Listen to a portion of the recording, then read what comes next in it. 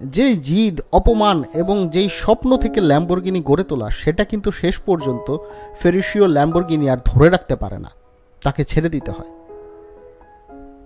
1970-এর দশকে হুট করে তেলের দাম বেড়ে যায় এবং নানা ধরনের অর্থনৈতিক মন্দা দেখা দিতে থাকে। তো এই সময় ল্যাম্বরগিনি গাড়িগুলো একটা স্ট্রাগলের মুখে পড়ে যায়।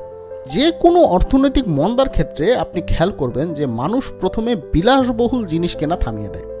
ল্যাম্বরগিনির ক্ষেত্রেও অনেকটা তাই হয়েছিল। ল্যাম্বরগিনি ছিল বিলাসবহুল গাড়ি, ফলে অর্থনৈতিক মন্দার সময় এটার বিক্রিও কমে গিয়েছিল।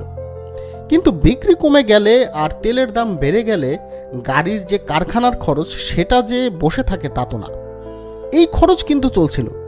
আর এটা পরিশোধ করতে গিয়েই হিমশিম খেতে হয় ফেরুশিও ল্যাম্বরগিনিকে। ফলে তাকে কোম্পানির কিছুটা অংশ 1972 সালে ছেড়ে দিতে হয়, কিছুটা মালিকানা সে বিক্রি করে দেয়। পরবর্তীতে ইভেনচুয়ালি 1974 সালে সে পুরো কোম্পানিটাই বিক্রি করে দেয়, বিক্রি করে দিয়ে অবসরে চলে যায়। আলটিমেটলি ল্যাম্বরগিনি কোম্পানিটা আর ফেরুশিও ল্যাম্বরগিনির হাতে থাকে না।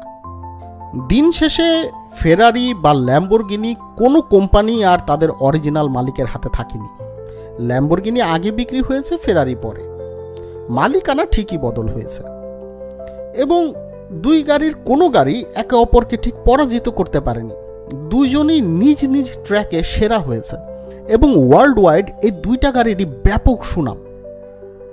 এখনও দুই কোম্পানি বেশ দাপটের সঙ্গেই ব্যবসা করে যাচ্ছে এবং কোম্পানির অরিজিনাল ফাউন্ডারদের নাম এই গাড়িগুলোর সঙ্গে মিশে আছে।